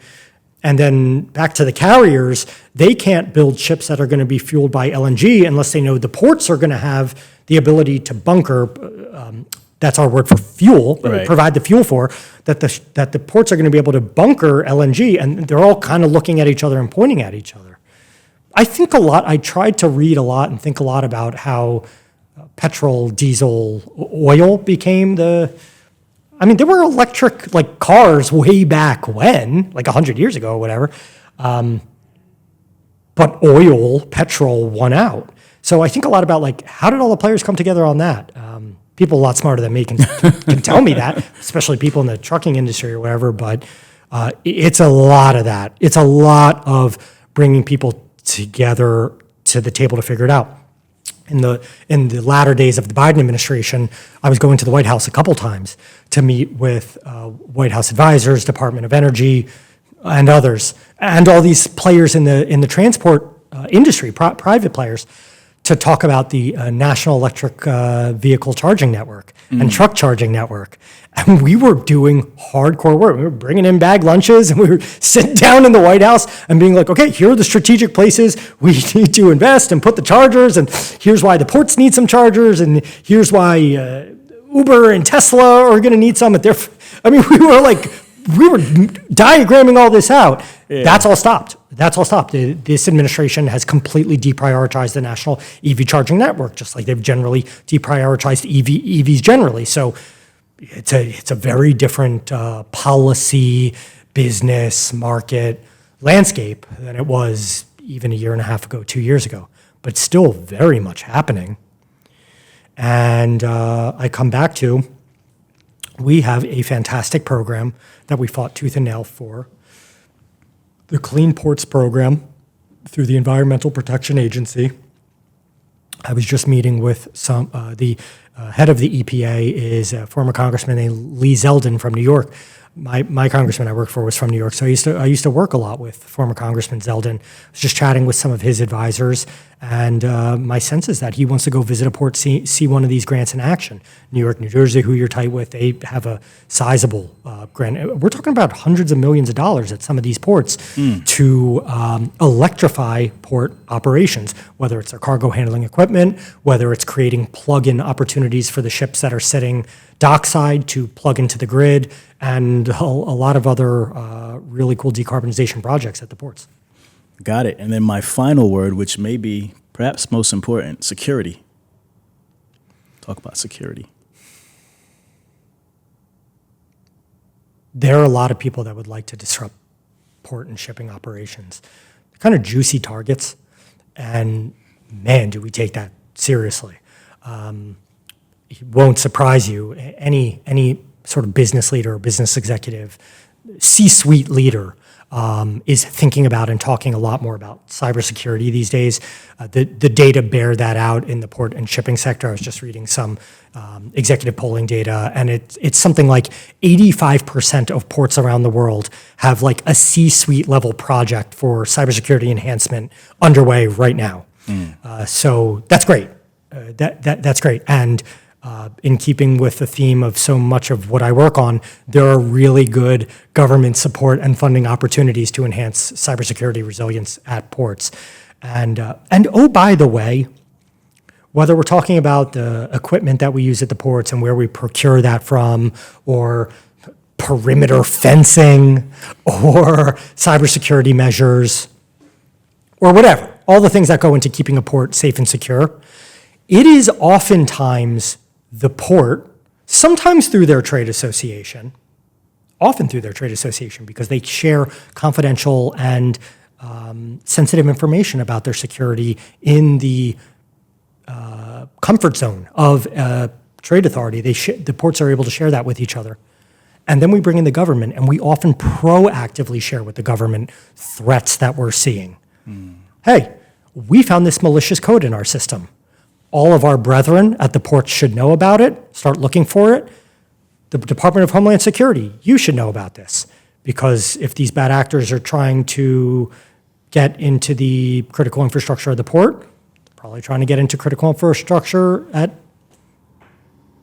whatever, a bank, a hospital, Right. all the other forms of critical infrastructure that we have. So we definitely use the trade association as a forum, information sharing place. A lot of people coming after us. I think a lot, most especially on my mind right now, in addition to all the other, sorry to use a big word, but like vectors of threats that we face, is drones. We see a lot of unauthorized drone use in and around port facilities. Local governments, federal government, they're on it. They could, and I'd love for them to act a little bit faster on it. We're working on some legislation. We're always working on legislation. For everything I'm talking about, we've probably got one or two bills pending in Congress on this. Right. You don't always need to pass a law to fix a lot of these things. So we just work with the FAA directly to see if we can fix this problem without having to pass a law. It's really time-consuming, costly, and difficult to pass a law. But drones, generally, we see a lot of unauthorized drone use over the ports. That could create a bunch of problems. So we're working on counter-drone measures to prevent the drones from coming over the port facility. Some of these things I can talk about, some of these things I can't talk about. A lot of use of technology, right? A lot of getting the government to say, okay, yeah, this is the type of facility you're not allowed to fly a drone over. Can't fly a drone over a sporting stadium, can't fly a drone over whatever, name your other sort of sensitive facility, can't fly a drone over a port. You need to take a shotgun to shoot it out of the sky, get it out of the sky. Yeah. You need to use much more sophisticated technology to get it out of the sky, get it out of the sky. Yeah, got it. So I think we touched on this a little bit earlier, but I definitely wanted to give this its own little bit of a segment. The future of the port workforce, we kind of talked about robots and AI and so forth. I mentioned that Amazon is looking to have 1 million robots, right? Like more than their actually human employees.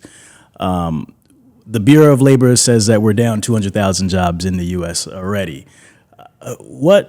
How do you look at Scary. the workforce for the ports, the longshoremen, for all those folks who watch this, and what can you tell them about what the future of the workforce looks like for the ports?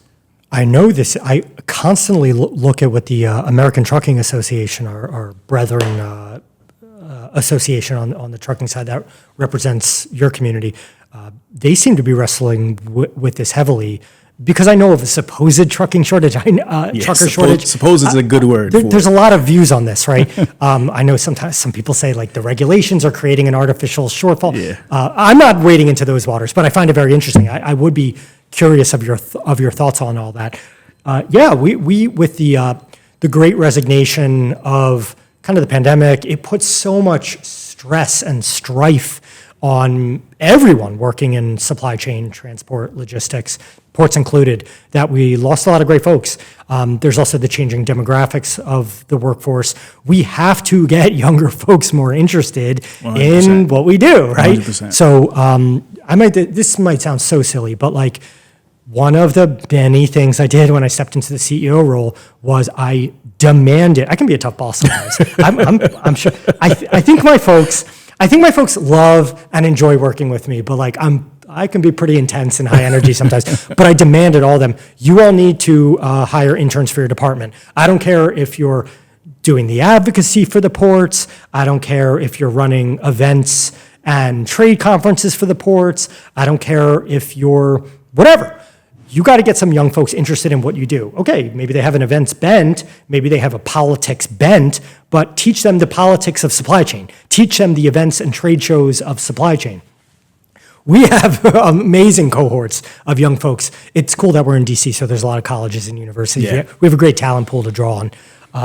But like the first thing I'll ever sit down, if I'm sitting down with like a peer or a mentor, I'll just be like, hey, you know any good young folks who are looking for a job or an internship or whatever? So we have we're a small organization, 14 full-time people, but like at any given time, we have like 6 or 7 interns at any given time. So we take that very seriously. We have just finished facilitating I think it was $4 or $5 million over 4 years from the U.S. Department of Labor for training apprentices in manufacturing, cybersecurity, and supply chain. Nice. So I took a look at this before I came up to see if we got anyone in the trucking industry. I don't think we did. But if you know any businesses, We need to make it happen. If you know any businesses who need apprentices, we have a great hotline to the federal government to get some resources for that. And we got thousands of apprentices in manufacturing and supply chain placed at companies by basically using the federal Department of Labor money to help fund their apprenticeships in the hopes that the companies would hire them full time. So as a trade association, we're trying to do our part to get the next generation involved and trained up.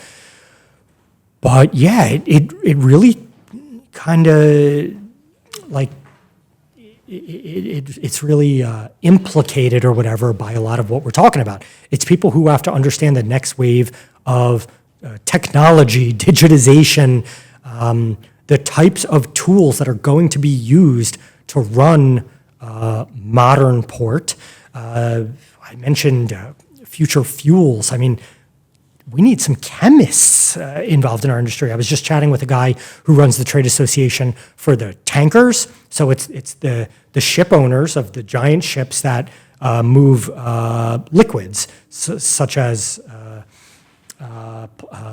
plastic derivatives and oil and all that type of stuff. Yeah. And he's a chemist. Now, he's a chemist because of the cargo they carry, but he's also a chemist because they're they're building their next generation of fleets that are going to be powered by alternative fuels. So we need some chemists in the ports who understand that type of stuff because the ports are going to be providing the fuels for all those ships.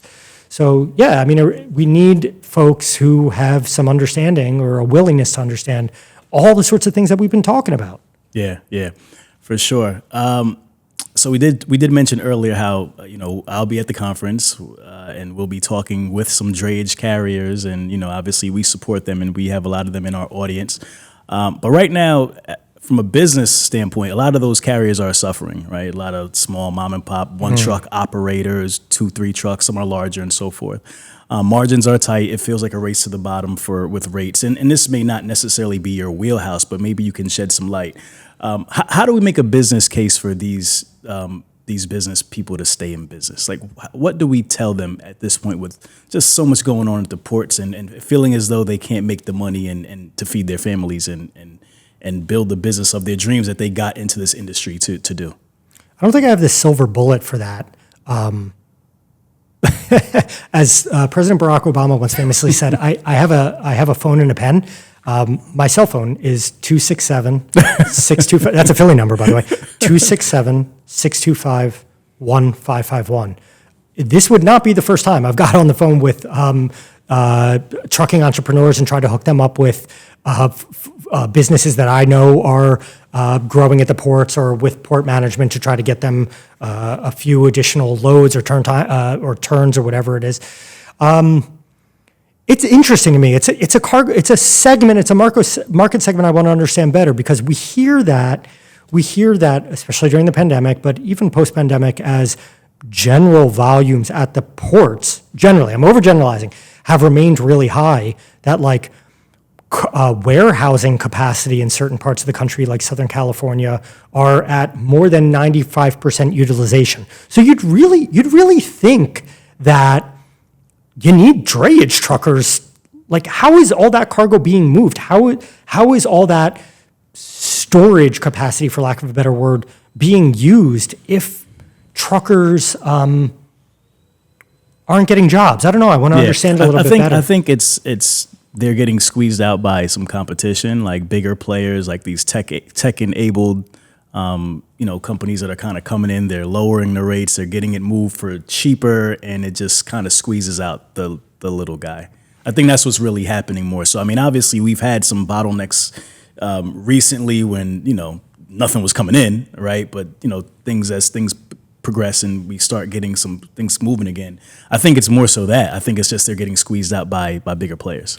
You smartly asked for the business case. I don't know if I have the business case, but you better believe that a policy and government guy will know a little bit about sort of like the regulatory case. And we often hear, while there are a bunch of ports, jurisdictions, or whatever that are working diligently and harder to turn over the truck fleets that are calling on their port to get basically electric trucks, and that's great. I know that's a challenge for a bunch of people. For sure. So that should be, that is and probably should be a business / policy decision for any given port to make, whether they want to make a move to turn over how quickly they want to turn over their fleets to electric. I know that's a challenge for a lot of indies to deal with. And something similar is like, this might sound so specific, but it matters a lot because I've got these calls and texts from people who say it matters. Credentialing. Do you know the TWIC system, transportation? For sure. Okay, yeah. So it's been really costly and difficult to get a TWIC card for a lot of truckers and for other folks that need to do business at the port operations. We're constantly working on streamlining that at the federal level. It's the TSA, the Transportation Security or Safety Administration at the Department of TSA, Department of Homeland Security that facilitates that program. We're constantly working on streamlining measures, and we're working on a piece of legislation. Right, it all comes out. We're working on a piece of legislation called the Twin Act. Any of your listeners would probably, once they're pulled over, would probably want to look at this piece of legislation, call their congressperson to support it. It's a Twin Act, but it's basically going to say, hey, if you qualify for these other sorts of background check things that the federal government does that are actually more strict than the TWIC check, you can automatically apply for a TWIC card. You don't have to go through the background check twice. It's common sense, right? We're constantly working with the government to streamline those sorts of regulatory hangups that get in the way of any small business, let alone a small mom and pop drayage company that might have 1 to 3 trucks, and every single dollar and every single hour of regulatory compliance is dragging on their bottom line. Got it. In addition to increasing revenue, some other issues are port congestion, wait times. Is there anything that you see down the road to kind of ease that a little bit? Yeah, I understand that's yet another reason I like going to the ports to actually see like how they're situated, what are the routes in and out. Like again, I just like turn on my radio and just sit in traffic and just see what it's like, right? I mean, we're driving up 95 North. We already talked about the Packer and Tioga terminals. You have those trucks carrying the 20-foot containers and the 40-foot containers driving right alongside Cary Davis, who's coming up to Port Richmond to record. Are we in Port Richmond, by the way? What neighborhood are we? We're in, what is this? This might be Port Richmond. Yeah, I think this is Richmond Street. No, this is like North Philly? Yes, it's northeast. Northeast Philly? Yeah. That's what they call it. I mentioned I grew up 15 minutes from here, but I lived in Fishtown, which is like 5 minutes from here. I love Fishtown. Yeah, I lived there for like 3 years. Okay. My point was, so these trucks that are like taking the off ramps off 95 are driving right next to Cary. By the way, truckers are the best drivers. Like being from Philly, by the way, and living in DC, like we have a lot of. Can I drop the S word here? We have a lot of bad drivers. Truck drivers are great drivers. For sure. So This is Port Richmond. Oh, it is Port Richmond. All right, cool. Yeah. Point being, a lot of ports are located in like a lot of legacy ports, especially like older ports, are located in really dense urban areas. So congestion's a problem everywhere in the city, not just at the port. Right. That's it. I'm not just going to throw my hands up. Like, I feel for the drayage drivers who have to deal with the port congestion. A lot going on. Capital improvement projects like improving the in and out roads to the port complexes. There's one in Port of New York, New Jersey happening right now. I listened to the interview that you did with Blair where she talked about that. Yep. That is one of many. I mean, New York, New Jersey is particularly good about being sensitive to the needs of their drivers. But that is one of many, many projects dedicated of a highway on-off ramps that go right to the port that will mean that, like residential or whatever traffic doesn't have to compete with the truck and with the industrial traffic of those coming to and from the port. More technology such as faster and automated gates letting people in and out of the port complex. There's a lot of facial recognition technology, for example, going on that, you just like flash your card, flash your face, and the gate will go up for you right away and you'll get in. More technology and efficiencies in the appointment time for when a trucker is scheduled to come pick up or drop off their load or their equipment at the port complex. Spreading that out a little bit more if necessary. Not all ports believe in this, but maybe expanding the gate hours so that a trucker, I'm seeing more and more, I'm overgeneralizing here, but I'm seeing more and more last mile Amazon trucks driving around my neighborhood in DC I wake up really, really early, even 4 or 5 a.m. I'm seeing more of those trucks around that time of day. So we're kind of like lengthening the time that the supply chain is working. So maybe it's not right for every port, but some ports are looking at longer gate hours so that truckers have more options. We've generally seen, I don't want to wade too far into these waters. We've generally seen that when ports are expanding their gate hours, truckers tend not to use those hours. So I think we still I'd love to hear from your community, but I think we still have to hash that out. Those are just some of the things that are going on to make the experience a lot better. So too with just having clean, safe facilities for the truckers. And access to bathrooms. Big time. Big time. I have a bill for that. and keep more legislation. Man, you know I'm a DC dude because I have a bill for that. No, there's actually been a bill kicking around Congress. I don't think it's passed yet, and I'm not sure why. It should pass. Yeah. But there's been a bill kicking around that will... And what's the bill? Let me look that up for you. Yeah, okay. Oh, but what it basically does? Yeah, what does it basically do? Every port has to have requisite bathroom facilities for truckers. Wow. Full stop. Okay. Full stop. Okay. We've, as you can imagine, people who work on laws want to make sure like the definition of requisite is good. We don't want to shortchange anyone, but and we want to make sure like there's a cost share arrangement where I keep talking about the tenants of the ports, the marine terminal operators. We need some sort of cost share arrangement to make sure that like that these things are being the cost is being borne by everyone fairly. But yeah, of course you should have that. Yeah, of course. I do a lot of road tripping, and I had a tent rig I drive a lot of SUVs. Sometimes American made, sometimes not, but I'm always very conscious about it. Incidentally, I drive a Honda, which is the most American made car.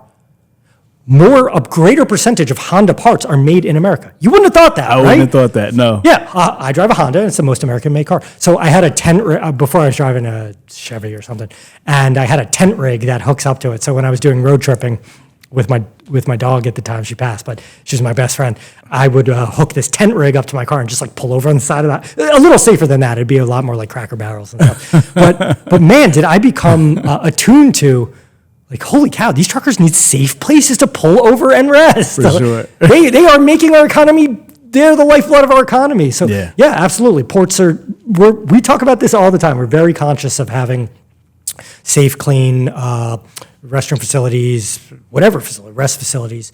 So, the cost has to be shared by everyone. But like, yeah, of course we want that. Yeah, no, it's very evident. Like I said, just like I spoke earlier, just the fact that you guys are reaching out, New York, New Jersey's reaching out. They're putting out surveys. They want to know a carrier sentiment. They're interested in what they can change. Like there is a real push to make things better. You know what I mean? And I think that's really important and really, really cool. I find that truckers are vocal but reasonable. Yeah. like most people that are involved in And simple. deal making. They don't want anything major. They just want like respect, like bare minimum respect. You know what I mean? Yeah. Like they're working hard all day, barely getting any sleep. They have one of the toughest jobs in America, but just don't get simple respect. So I think that's what it is a lot of times. And they're cowboys. They're Sorry to use a gender. 100%. Sorry to use a gender term. but Cowboys they're and cowgirls, Yeah. you know? All right, cool. So we did talk about earlier the bipartisan infrastructure law authorized 1.2 trillion in spending, of which 17 billion was allocated to U.S. ports and waterways, 2.25 billion to port infrastructure, 3 billion to decarbonization, et cetera, et cetera. That's an inconceivable amount of money. So my question is, how are some of the ways that the people can have more visibility into the spend so we can kind of understand what's being worked on? If you know, just kind of speak to that. And how can we benefit from that on a business level, right? Entrepreneurs listening, like all this money that's being circulated, how can entrepreneurs benefit? What are some opportunities? Is there any low-hanging fruit that you could think about that people can say, hey, there's money out here that's being spent. There's opportunities for me to solve big problems. What should people be thinking about? What should they be doing? A lot of it comes back to, I'm just thinking about like the future, like things that might not even necessarily be happening now, but how you can position yourself. It's a lot of what we're talking about, like technological solutions to pain points that transportation providers are facing. I mean, probably every port, wants to get cargo off their tarmac faster.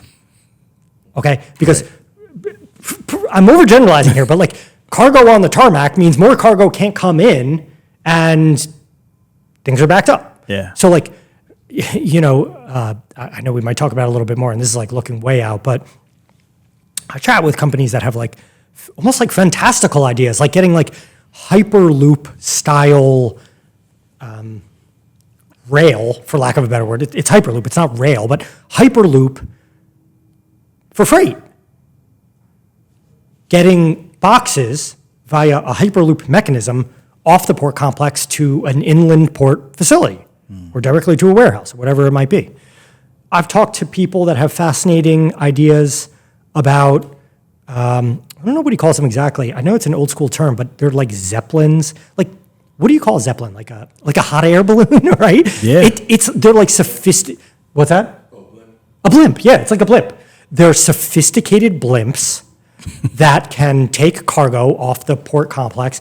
It probably makes most sense if this is like really, really high value cargo. For sure. And like a lesser heavy pay, like a lighter payload or whatever. But like, this is legit. The United States military is investing in this type of stuff for use in their logistics chains in foreign countries because they need to get the highest value stuff like off the port as quickly as possible and like go straight to the last mile and take it where it needs to go. So you might be a trucker out there being like, what is he talking about? like Hyperloop and in the air, like I'm just a trucker. But like think about that type of stuff. I don't know. I think about it a lot. Right. I certainly love talking to companies that have clever and creative ideas for this type of stuff. I do want to really get on my soapbox about something real quick, though, Talk about to me. letting regular people, everyday business people know about sort of like how much the government is supporting our infrastructure. It drives me insane. I talked about all this road tripping I do. It drives me insane when I'm driving on a highway and there's a sign about the size of it probably won't surprise you that my dad has an Eagles parking only sign on his parking spot in his apartment building. Okay. It's about like this big. It drives me insane when there's a sign on the side of the highway about this big that says, "This highway was funded by the Federal Infrastructure Act."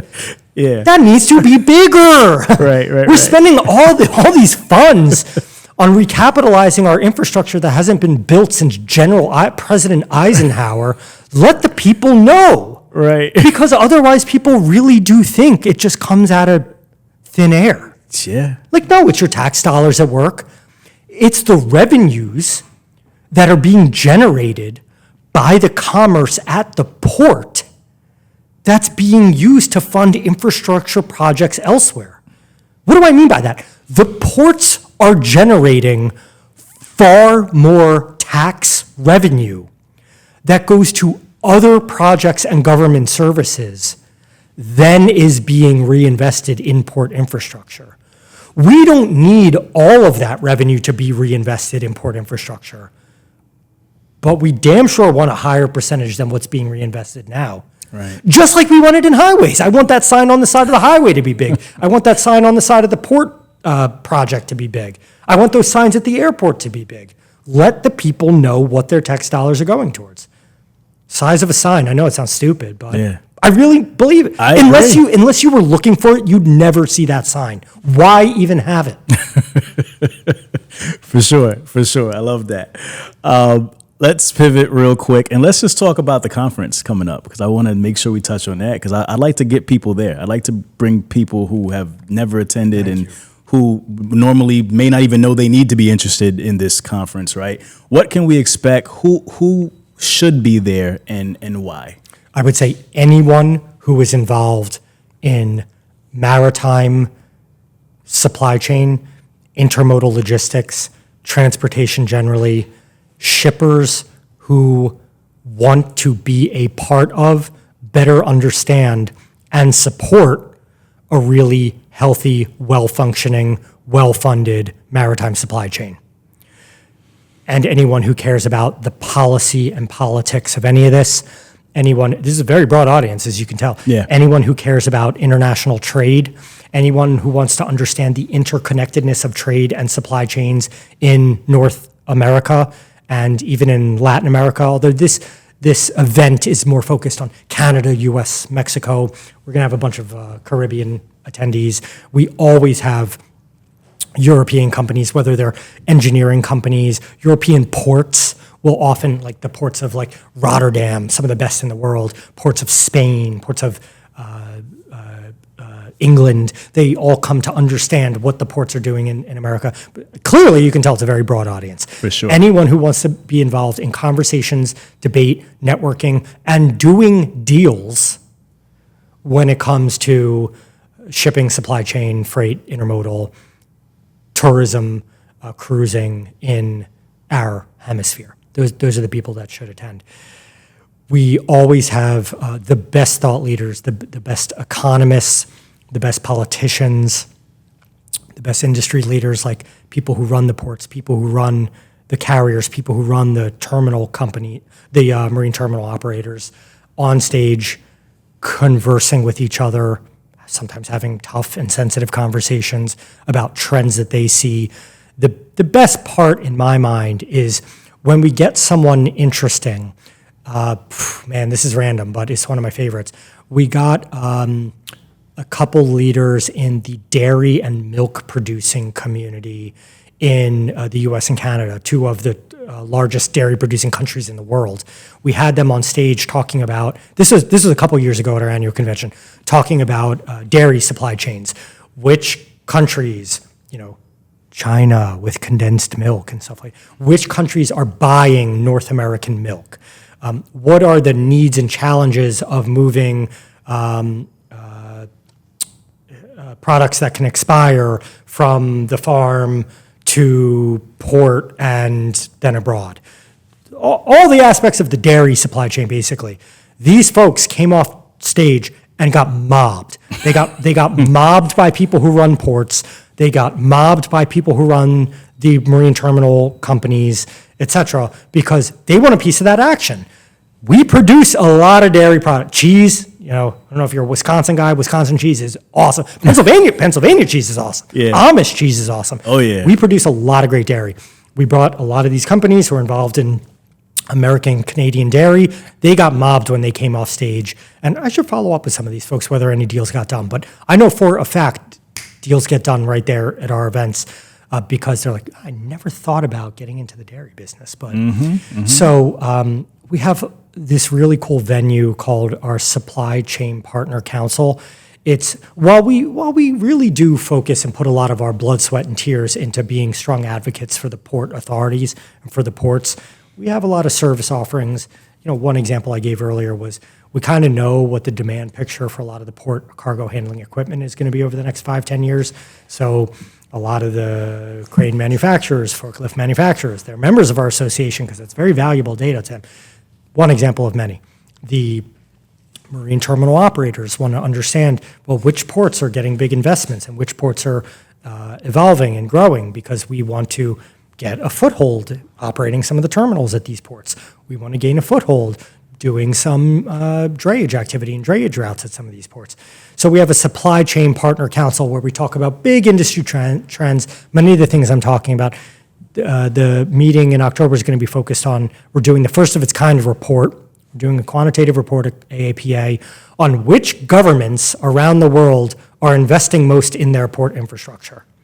We compare China to Korea, to India, to Mexico, to Canada, to US, to the European bloc, and we look at how much each of these countries are spending on their port infrastructure. So we're going to bring the carriers, terminal operators, rail, everyone to the table to talk about what are our findings, what does this mean for them, and what should we do about it?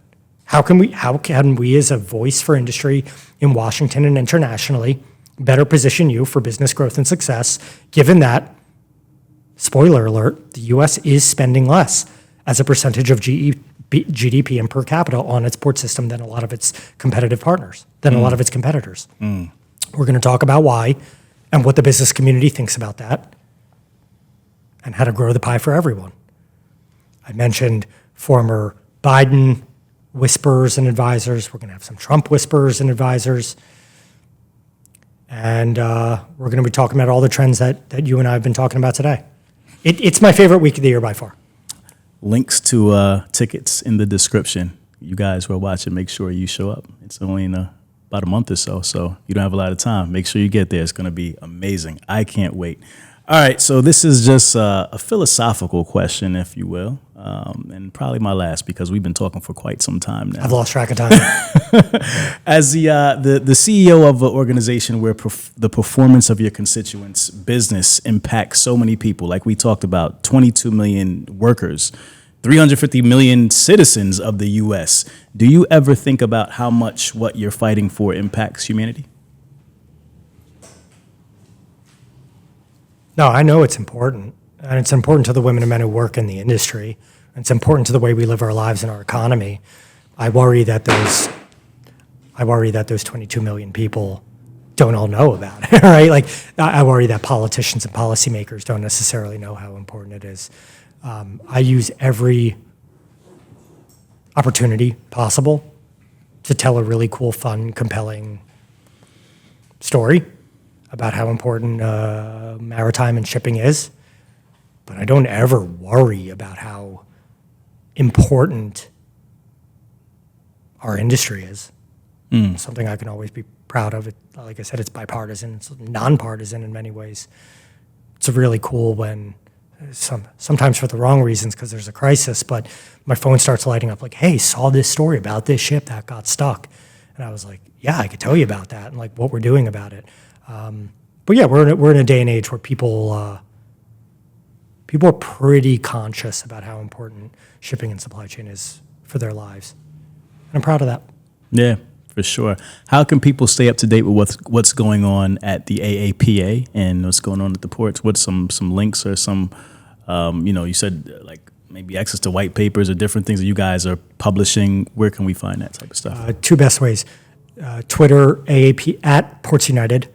Great real-time updates of how sort of Washington and international politicians are talking about shipping, maritime supply chain, and ports, of course. And otherwise, just Google AAPA ports, and you'll go to our website. I can't let the cat out of the bag yet. We're going to be doing a really cool sort of rebranding and refresh, and we're going to be upping our game with our digital presence. But in the meantime, just Google AAPA ports and go to our website. We post most everything there.